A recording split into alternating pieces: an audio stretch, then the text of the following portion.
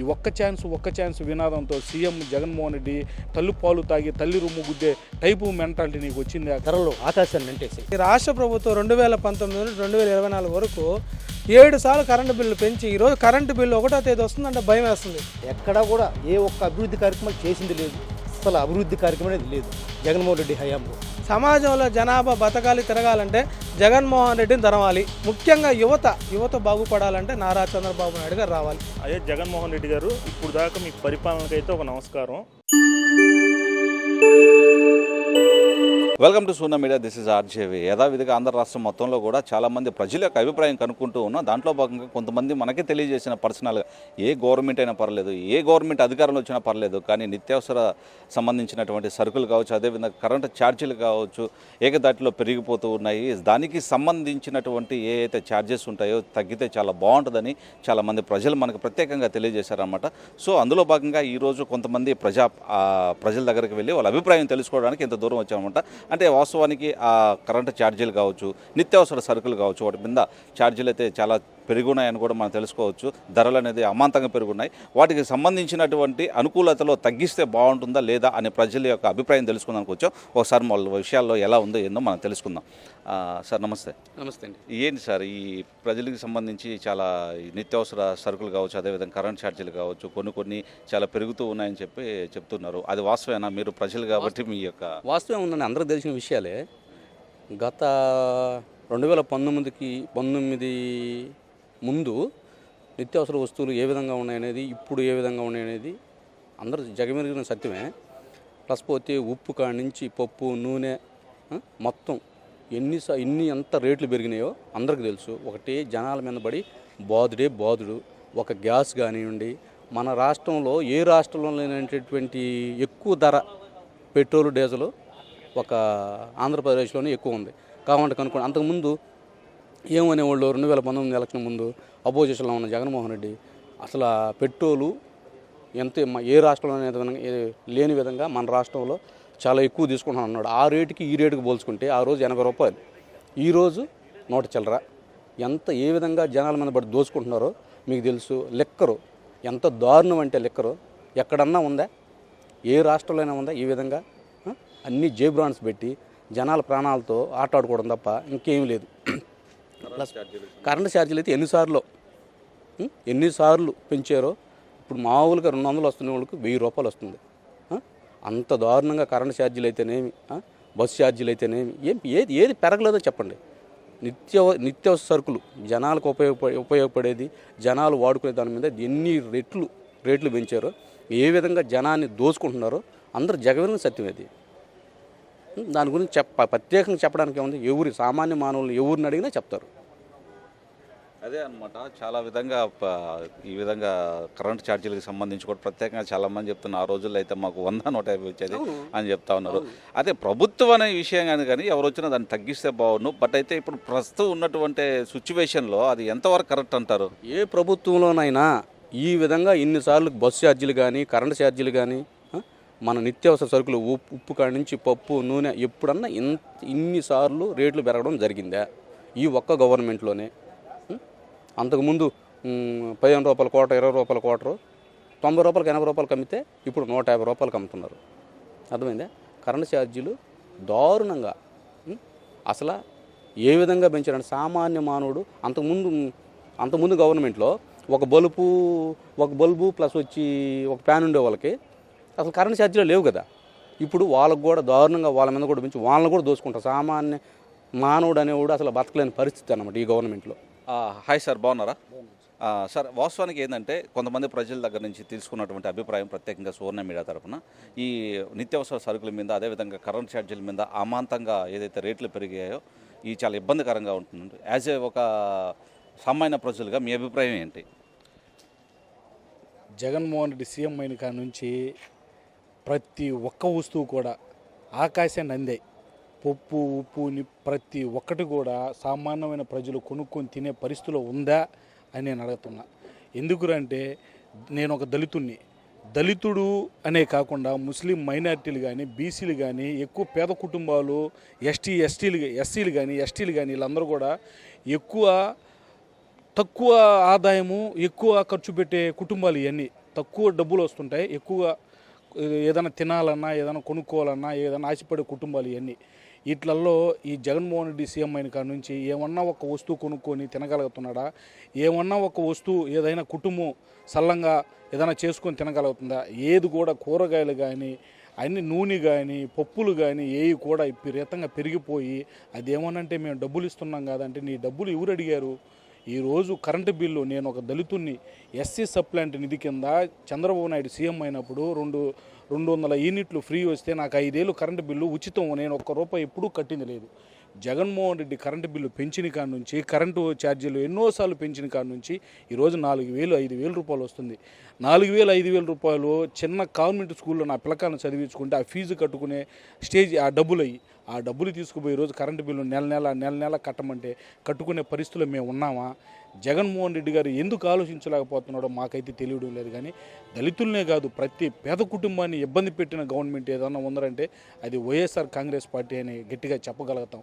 ఎందుకని చెప్పగలుగుతామంటే ఏది కూడా మేము పథకంలో ఇవుడు ఏం అడగల, అభివృద్ధి చేయలేకపోయాడు, రాజధాని లేకుండా పోయింది, కరెంటు బిల్లులు విపరీతంగా పెంచేశాడు, గ్యాస్ బిల్లు పెంచాడు, ఆర్టీసీ ఛార్జీలు పెంచాడు, ఏదైనా పప్పు కానీ నిప్పు కానీ కూరగాయలు కానీ కొనుక్కునే పరిస్థితుల్లో ఈరోజు సామాన్యమైన ప్రజలు ఉన్నారా అని మీ ప్రజలారా తెలుసుకోండి.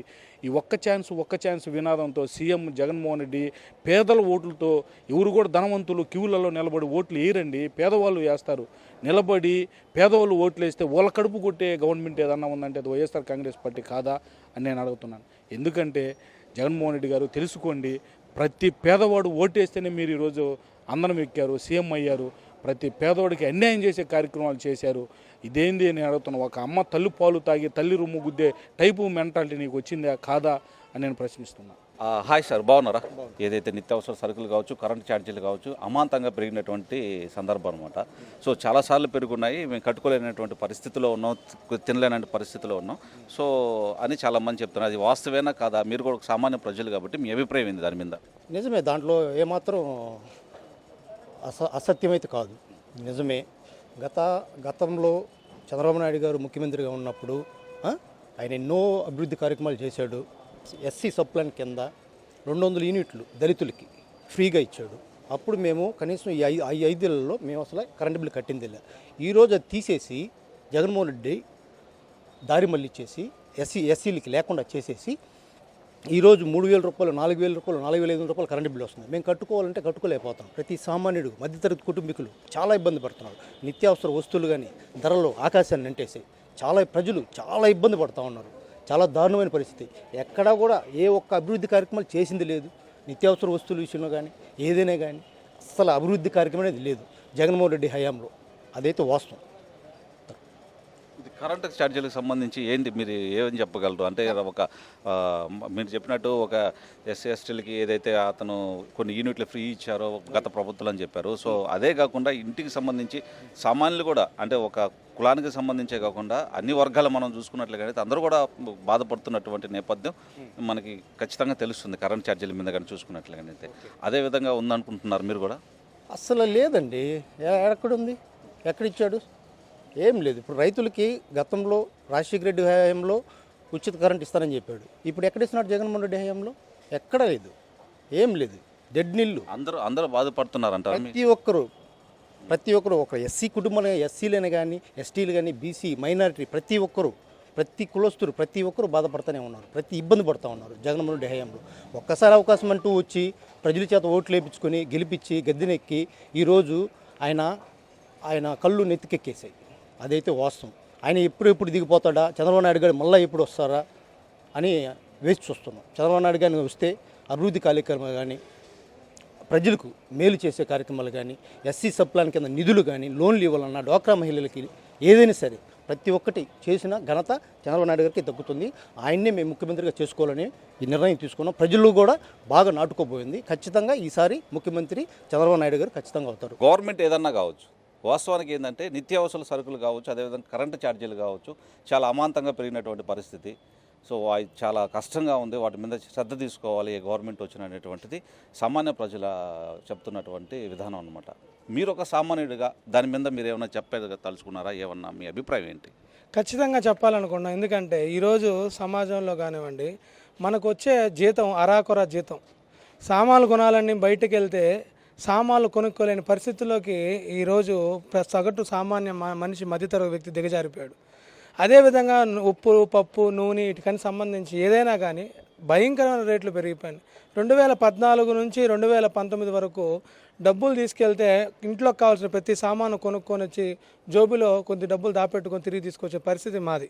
ఈరోజు డబ్బులు తీసుకోపోతే ఇంటికి తీసుకోపోవడం రావడమేదే కాక అవి సరిపోక మళ్ళీ ఏరే వాళ్ళ దగ్గర అప్పు చేసే పరిస్థితి మా దగ్గర ఏర్పడింది. ఇంకో విషయం ఏంటంటే కరెంటు బిల్లులకు వస్తే రాష్ట్ర ప్రభుత్వం 2019 నుండి 2024 వరకు 7 సార్లు కరెంటు బిల్లు పెంచి ఈరోజు కరెంటు బిల్లు 1వ తేదీ వస్తుందంటే భయం వేస్తుంది. వాళ్ళు పింఛన్లు ఇస్తున్నారో ఇట్లేదు మాకు తెలియట్లేదు, కానీ 1వ తేదీ ఉదయాన్నే కరెంటు బిల్లు అనమాట ఇంటికి వచ్చేస్తున్నారు కరెంటు బిల్లు ఎత్తుకొని. కరెంటు బిల్లు చూస్తే 800, 900, 200 రూపాయలు వచ్చే సగటు వ్యక్తికి 800, 900 కట్టాలంటే తీవ్రమైన భారం ప్రతి ఒక్కరికి. నా గురించి ఎత్తుకుంటే 400, 300 వచ్చే మాకు ఇంటి కరెంటు బిల్లు 1500 వచ్చింది. ఏ విధంగా కట్టాలి?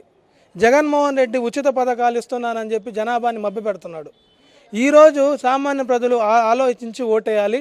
తెలుసుకోవాలి ఏంటంటే కరెంటు బిల్లు ఎందుకు ఈ విధంగా పెరిగాయి, మనం ఎందుకు 200, 300 కట్టాల్సిన కరెంటు బిల్లు 1500, 1600 ఎందుకు కడుతున్నాం, నిత్యావసర సరుకులు ఈ విధంగా రేట్లు ఎందుకు పెంచేశారు.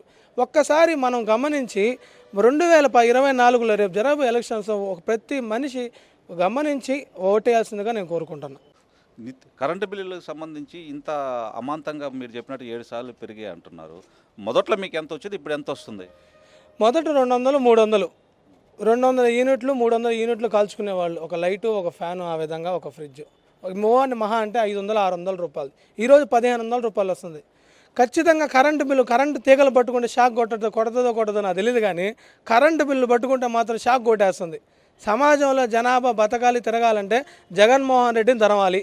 తరిమితేనే రాష్ట్రం బాగుపడుతుంది, రాష్ట్ర ప్రజలు బాగుపడతారు. ముఖ్యంగా యువత బాగుపడాలంటే నారా చంద్రబాబు నాయుడు గారు రావాలి. మా ఒపీనియన్ అది. ఆంధ్రప్రదేశ్ రాష్ట్ర ఒక పురోగతి మళ్ళీ పునర్నిర్మించుకోవాలి. ఈ రౌడీ రాజ్యం, రాక్షస రాజ్యం పోవాలి. ఈరోజు కళ్ళవల్లి మాటలు నెల్లూరు రూరల్లో ఆదాల ప్రభాకర్ రెడ్డి గారు కానీ విజయసాయి రెడ్డి గారు దొంగగా వచ్చి మాట్లాడుతున్నారు.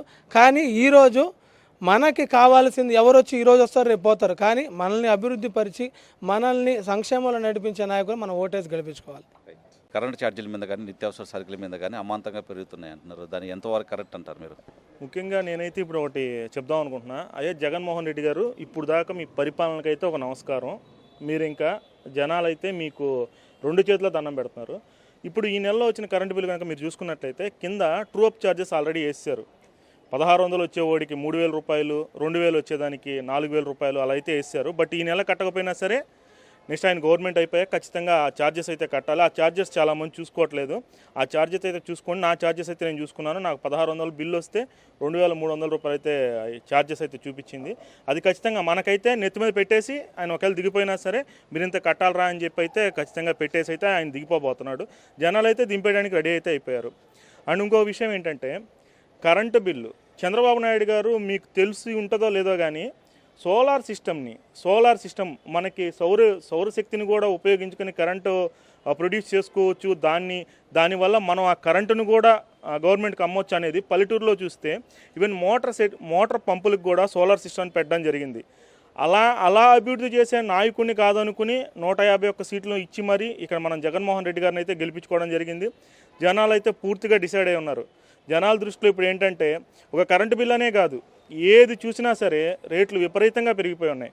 అందుకని చెప్పి చంద్రబాబు నాయుడు లాంటి నాయకుడు రావాలని చెప్పి ప్రస్తుతం మనం ఈ రోడ్లు కూడా చూస్తూ ఉన్నాం. దేనికైనా సరే ఒక స్ట్రక్చర్ అనేది ఉండాలి. మన ఆంధ్రప్రదేశ్కి స్ట్రక్చర్ లేకుండా పోయింది. దీని తర్వాత రాజధాని కూడా లేకుండా పోయింది.